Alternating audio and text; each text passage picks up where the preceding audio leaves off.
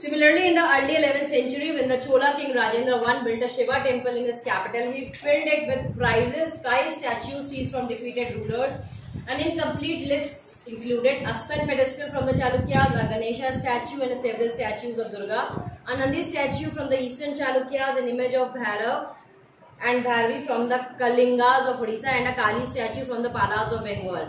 So Rajendra I ने जो Shiv temple बनवाया था, in that temple he placed all the prized, all the given goods which were looted by the different areas.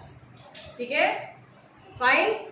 Examples आपके सामने हैं, किसकी किसकी कौन कौन सी मूर्ति उन्होंने यूज की थी. Sultan Mahmud of Ghazni was a contemporary of Rajendra I. During his campaigns in the subcontinent, he attacked the temples of defeated kings and looted their wealth and idols. Sultan Mahmud was not a very important ruler at the time, but by destroying temples, especially the one at Somnath, he tried to win credit as a great hero of Islam. In the political culture of the Middle Ages, most rulers displayed their political might and military success by attacking and looting the places of worship of defeated rulers. So, Mahmud Ghazni, I think you might have heard about this invader. So, he was not a very powerful king, but he attacked on the Somnath temple. Fine? And from the Somnath temple, he looted each and everything. So that's why in the Islamic region, he got a lot of respect. Fine?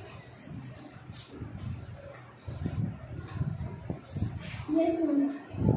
Next is garden, tombs and forts. Under the Mughal architecture became more complex. Babur, Humayun, Akbar, Jahangir and especially Shah Jahan were personally interested in literature, art and architecture. In his autobiography, Babur described his interest in planning and laying out formal gardens, placed within rectangular walled enclosures and divided into 4 quarters by artificial channels. So all the Mughal empires were trying to make a beautiful and glorified gardens in his buildings. Fine? So each and everybody was focusing into making a formal gardens. तो जितने पुराने structures आप देखेंगे उनके outer में आप देखेंगे बहुत खूबसूरत से गार्डन होते हैं. Fine. Ma'am, your voice is cracking. बेटा check your net. These gardens were called Chahar Bagh. This is important. We have a question also at the back of the chapter. 4 gardens because of their symmetrical division into quarters. Beginning with Akbar, some of the most beautiful Chahar Baghs were constructed by Jahangir and Shah Jahan in Kashmir, Agra and Delhi. Mark this paragraph as important. Mark it. Chahar Bagh, जिसमें 4 बगीचे होते थे बड़े बड़े एक साथ एक symmetry के. ठीक है. There were several important architectural innovations during Akbar's reign. For inspiration, Akbar's architects turned to the tombs of his Central Asian ancestors Timur. The central towering dome and the tall gateway, Pishtaq, became important aspects of Mughal architecture, first visible in Humayun's tomb. The tomb was placed in the center of a huge formal Chahar Bagh and built in the tradition known as 8 paradises or hushed bishish. A central hall surrounded by 8 rooms. The building was constructed with red sandstone edged with white marble. So ये जो photo है आपकी ये है ये वाली Humayun Tom की जो दिल्ली में है. ठीक है. हुमायूं टॉम में when you will enter there will be a great passage and then in the side you will be able to see the Chahar Bagh things. Fine. The garden area you will find and then when you will enter this area, the main area, then you will see the 8 rooms symmetry and then in between the main tomb is placed. Fine? Clear? Yes, ma'am. Yes, sir, clear. Yes, ma'am. So ये जो तरीका था इन्होंने अपने टिमूरिड ancestry से लिया था. ठीक है. It was during Shah Jahan's reign that the different elements of Mughal architecture were fused together in a great harmonious synthesis. His reign witnessed a huge amount of construction activity, especially in Agra and Delhi. The ceremonial halls of public and private audience, Diwan-e-Khas-o-Am, were carefully planned, placed within a large courtyard. These courts were also described as a Chihil, Sutun or 40 pillared halls. तो क्या हुआ जो पहले बन रहा था वो तो टिमूरिड एंसेस्ट्री में बन रहा था. Same pattern they were following by the different Mughal rulers. But now in the reign of Shah Jahan some fusion came into existence like some new thing he tried to develop in the architecture area, and then he tried to make a different hall. जैसे आपने देखा होगा जोधा अकबर में, जब अकबर ऊपर अपने आसन पे बैठते थे तो नीचे सारे बैठे होते थे ना, खड़े रहते थे, लोग आते थे, और उसके आगे का जो एरिया होता था वहां पे पब्लिक खड़ी होती थी। सो जो दीवाने आम है और दीवाने खास है, ये दो नाम होते थे। दीवाने आम जहाँ पे नॉर्मल पीपल आते थे, कॉमन पब्लिक आके खड़ी होती थी, दीवाने खास जहाँ पे इनके कोर्टमैन्स होते थे, जो दरबारी होते थे राजा के, ठीक है, वहां वो खड़े होते थे। फाइन। तो वहां पे बनाते कैसे थे, उसमें 40 pillar 40 pillars they were using to create that Diwane Aam and Diwane Khas. Clear? Yes. किसी भी हिस्टोरिकल पिक्चर को अपने दिमाग में विजुअलाइज करोगे so you will be able to find that picture, ठीक है। Shah Jahan audience halls were specially constructed to resemble a mosque. तो शाहजहां का जो ऑडियंस हॉल है, यानी जो दीवाने आम था, वो एक मस्जिद की तरह उसको स्ट्रक्चर दिया गया था, मॉस्क की तरह। The pedestal on which his throne was placed was frequently described as the Qibla, the direction faced by Muslims at prayer. Since everybody faced the direction when court was in session, the idea of king as a representative of God and earth was suggested by these architectural features. तो क्या करते थे, जहां पे शाहजहां का sitting area था, उसके बगल में जो पेडेस्टल था, यानी चलने की जो जगह थी, वहीं पे साइड में उनका मुकुट रखा जाता था, ठीक है। तो लोग उसको किबला मानते थे, because they believe that a king is a shadow of God. So जैसे आपने देखा होगा इस्लाम में लोग जब नमाज पढ़ते हैं तो वो किबला की तरफ मुंह करते हैं। किस तरफ फेस करते हैं, ईस्ट और वेस्ट?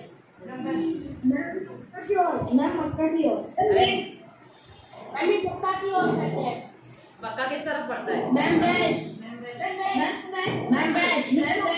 ठीक है, तो वेस्ट की तरफ करते हैं, and they believe that is the side of Qibla, right? So that is why they believe the king is also the representative of God. So we will be doing our namaz towards that side. Fine. The connection between royal justice and the imperial court was emphasized by Shah Jahan in newly constructed court in the Red Fort at Delhi. Behind the emperor's throne was a series of pietra dura inlays that depicted the legendary Greek god Orpheus playing the lute. It was believed that Orpheus' music could calm ferocious beasts until they coexisted together peaceably. The construction of Shah Jahan's audience hall aimed to communicate that a king's justice would treat the high and the low as equals, creating a world where all could live together in harmony. So Shahjahan में के time पे जहां उनका राज सिंहासन था, उसके पीछे pietra dura के सीरीज में पिक्चर्स लगी थी। पिएट्रा ड्यूरा क्या होता है? Coloured hard stone placed in depressions, carved into marbles और sandstone, creating beautiful ornate patterns. तो पत्थरों को डिफरेंट कारीगरी करके कट कर करके लगाना, ठीक है, पत्थरों को यूज करके, उसको कहते थे Pietra dura. So this is kind of one terminology which can be asked in the exam. बात समझ में आ रही है? These sort of question, this sort of terminology I was talking about, जो आपके हिस्ट्री बुक में साइड में explain की होती है। तो वहां पे पिएट्रा ड्यूरा बनाया जाता था, जिसमें पिक्चर्स इसकी दिखाई जाती थी। ग्रीक गॉड थे ऑर्फियस, ऑर्फियस बजाते थे ल्यूट। तो ये कहा जाता था ऑर्फियस जब ल्यूट बजाते थे तो बड़े बड़े जंगली जानवर भी अपने कंट्रोल में रहते थे। All the beast will be into sitting in harmony peaceably, यानी पीसफुली सारे एक साथ उस एरिया में, उस हॉल में आके बैठते थे और हारमोनियस फॉर्म शो करते थे। फाइन, क्लियर है? यस बेटा। हारमोनियस मीन्स सब एक सुर में रहे, बेसुरे ना हो। आप सब यहाँ हारमोनियस बैठे हैं ना, शांति से। Harmonium is an instrument. No,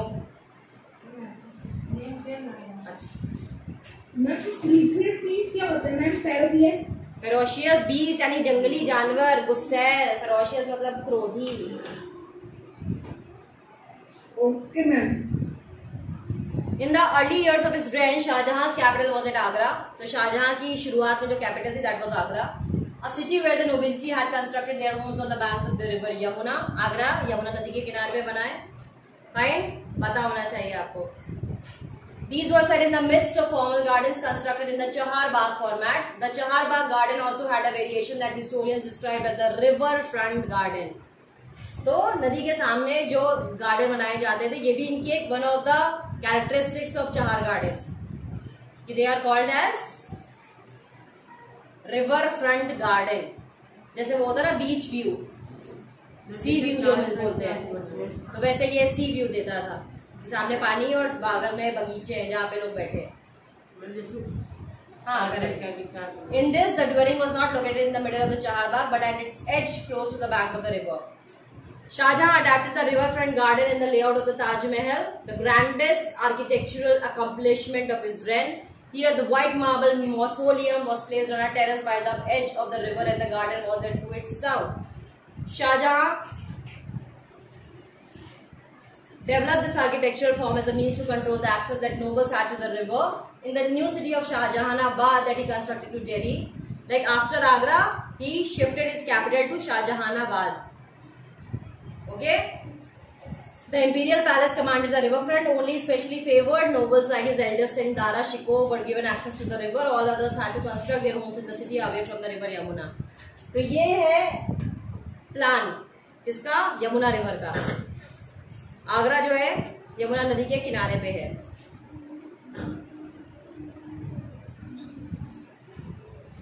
इस बेस पे देखिए ताजमहल का ये नक्शा दिखाया गया है आपको. ये लेआउट है. एक होता है सामने से देखना और एक होता है पेपर में. तो ये पेपर वाला है. ताजमहल साइड में, बीच में पूरी नदी बह रही है और साइड साइड में गार्डन्स है. फाइन. ये सेम स्ट्रक्चर है. देखो बीच में से नदी जा रही है. जो लोग रहते थे वो इन गार्डन से आवे रहते थे. जो इनके फेवरेट्स थे, जो इनके सबसे क्लोजेस्ट थे, वो नदी के पास रह सकते थे ताकि कोई एंट्री ना कर पाए ताजमहल में, है ना. Security was the only reason. और आगरा ताजमहल के बारे में आपको पता ही है. क्या है Taj Mahal? Why is it famous? Why Taj Mahal is famous?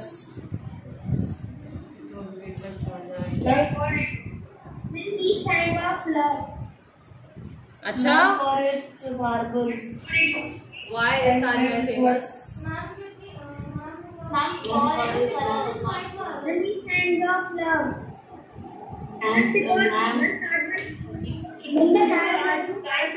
असली बात तो कोई बता ही नहीं रहा है.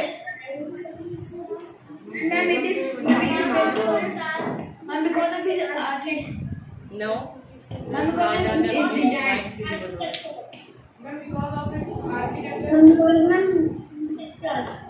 No. ताजमहल क्यों फेमस है बच्चों? कैसी कैसी बातें कर रहे हो? मैम बिकॉज मैम ताजमहल में मैम किसी की मैम टॉम देना वहाँ पे रखी. नो. फॉरेन कंट्री में जाओगे ताजमहल के बारे में ये बताओगे? मैम फॉरेस्ट लाइफ में आता है. भविष्य भविष्य ताजमहल क्यों फेमस है बेटा? जीके में क्या पढ़ा था?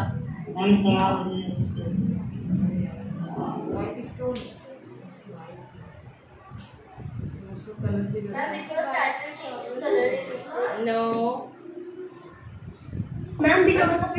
भविष्य जीके में क्या पढ़ा था?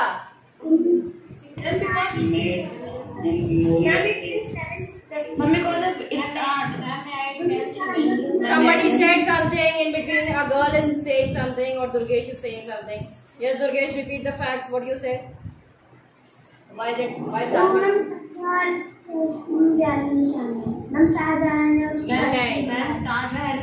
Ma'am, Tajmahal is because Shah Jahan is based on his death. No. तुम भी बनवा लेना. तुम्हारी कोई लाउड वन चला जाएगा तो उसके ताजमहल देखेंगे कितना फेमस हो जाएगा. Why the Taj Mahal is famous all across the world? Ma'am, because the jewel of marble statues used to make. Ma'am, because it is full made of marble. Ma'am, because of No. because of it. Ma'am, because the GK में अगर तुम्हें ताजमहल के बारे में पढ़ाया जाता था तो क्या पढ़ाया जाता था? Correct, it is a part of 7 wonders. सब मूर्ख हो गए।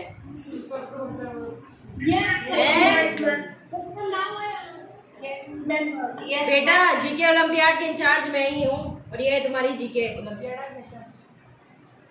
बहुत दिन हो गए। हाँ, ये हालत है कि तुम्हें अपने 7 वंडर्स नहीं पता। That is the only monument which is a part of the 7 wonders. प्यार की निशानी है?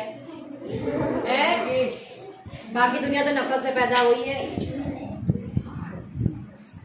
दांत तोड़ने वाला भी सबके। अंकित कुमार स्वैन, तुम्हारा ब्रेकफास्ट खत्म नहीं हो पा रहा क्या बेटा?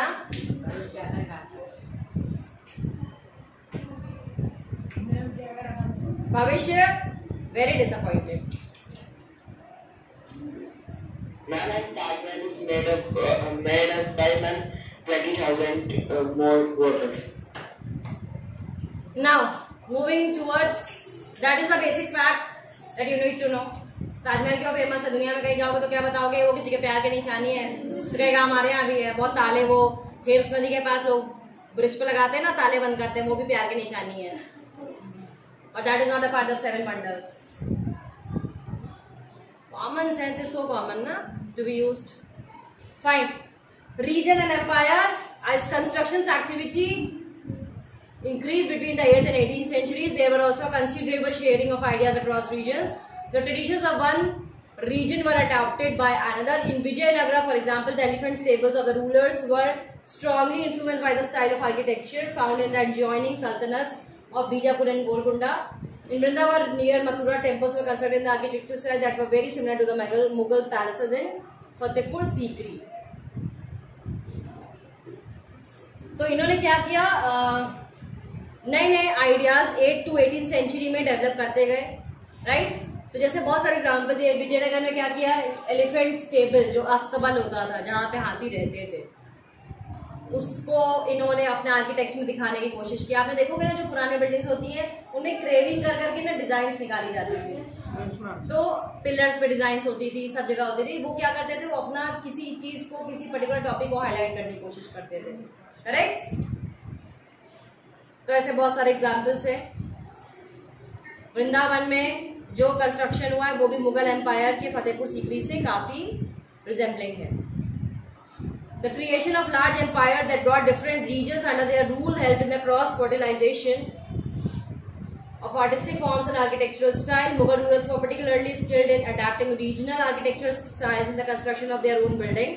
In Bengal, for example, the local rulers had developed a roof that were designed to resemble a thatched hut. The Mughals liked the Bangla dome so much that they used it in their architecture. The impact of the other region was also evident. In Akbar's capital at Fatehpur Sikri, many of the buildings show the influence of the architectural styles of Gujarat and Marwa. तो इन्होंने क्या किया? Mughals को जो पता था, Mughal empire के time में जो आर्किटेक्ट्स थे उनको सिर्फ एक सटल ट्रेडिशनल स्टाइल पता था। They were not knowing the different types of style which was going on in the different parts of the continent. So they try to fight that Bangla dome.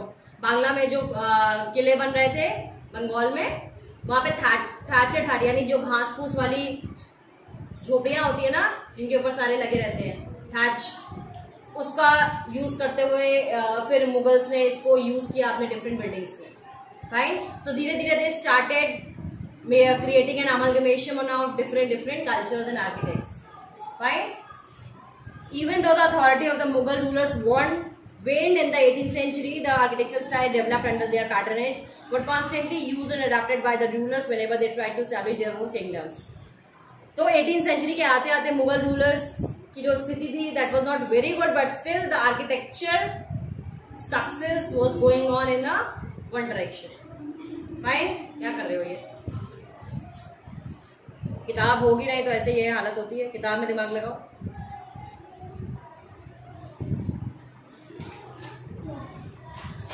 Churches and all that you will be discussing among yourself, अपने से पढ़िए, उसको समझिए। That is not important for me. Coming to the question answer section, should we discuss? How is the Trebiat principle of architecture different from the arcuate? Trebiat to Corbett, I told you ना, जो ऐसे वाला shape था, मैं दिखा रही हूँ। इन दोनों की डेफिनेशन बेसिकली आपको लिखनी है। Students who are sitting online start marking the answers.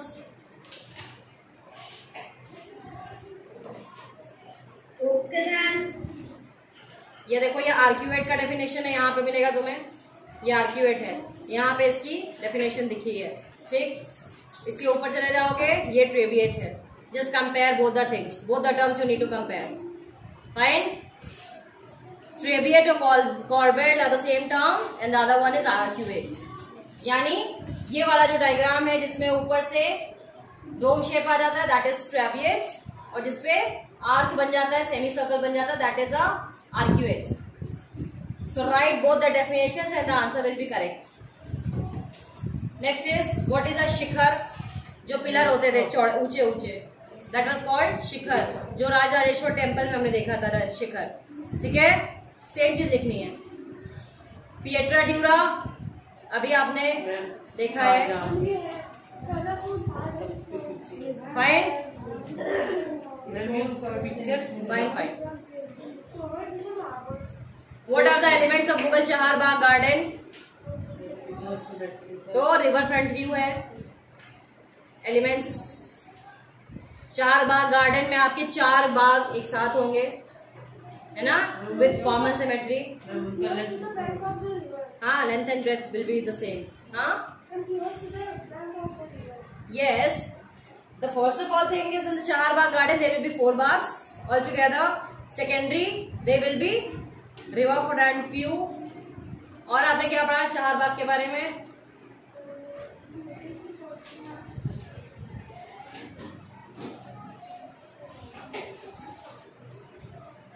Formal gardens placed within rectangular walled enclosures and divided into 4 quarters by artificial channels. Everybody can see this? Students online, yes or no? Yes ma'am. On page number 67, first paragraph, 5th line. Start from there. 4 Bagh gardens are the 4 formal gardens placed within rectangular walled enclosures and divided into 4 quarters by artificial channel. This is some of the things, and the other will be river front view. That is important. So these 3 things you will write. Moving to the next question. Let's understand how did a temple communicate the importance of a king. तो जहां पे हमने temple के बारे में पढ़ा था,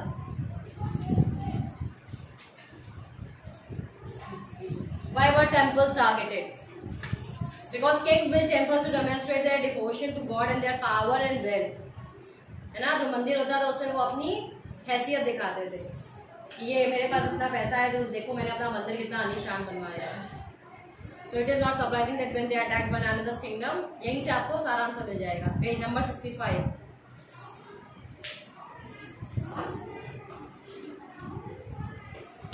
उतना ही लिखिएगा जितना जरूरी है।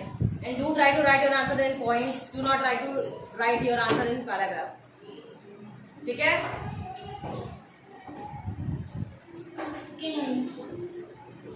Okay ma'am. An inscription in Shah Jahan's Diwan-e-Khas in Delhi stated, if there is a paradise on earth, it is here, it is here, it is here. सुना है ये डायलॉग? अगर दुनिया में कहीं स्वर्ग है तो यही है, यही है, यही है। वो कश्मीर के लिए भी बोलते हैं ना, अमीनस्तो अमीनस्तो अमीनस्तो। Yes ma'am. दीवान-ए-खास के बारे में आपने कहाँ पढ़ा?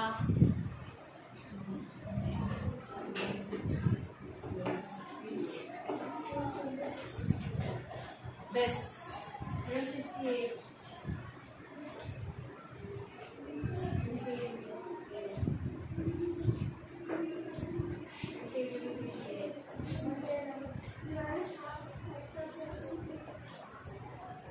Ma'am, page number 68. Yeah, page number 68, I know. यही पैराग्राफ आपको लिखना है। It was during Shah Jahan's reign that the different elements of Mughal architecture were fused together in a great harmonious style. Synthesis, his reign witnessed a huge amount of construction activity, especially in Agra and Delhi. The ceremonial halls of public and private audience placed within a large courtyard. तो दीवान-ए-खास सोआम के बारे में यही mention है, ठीक है? और जो इंस्क्रिप्शन है भाई वो हमें दिखा नहीं है, तो इंस्क्रिप्शन के बारे में हम ज़्यादा डिटेल कर नहीं सकते। ऐसे क्वेश्चंस हमारे लिए इतने रेलिवेंट भी नहीं होते। Just the point, you need to know the answer. How did the Mughal court suggest that everyone, the rich and the poor, the powerful and the weak, receive justice equally from the poor? 68 page पे जो next paragraph है उसका same, जहाँ पे वो किबला की बात हमने की है, देखा था ना कि the king is the shadow of God. किबला वाला टॉपिक जो था बस उसी पैराग्राफ को लिखिएगा, ठीक है। And the next is page number 68 only. The paragraph you mark, the other paragraph of the same page. What role did the Yamuna play in the layout of the new Mughal city at Shahjahanabad? It's not important for me at all. Yamuna नदी का role देख लो, ये है यमुना नदी का role.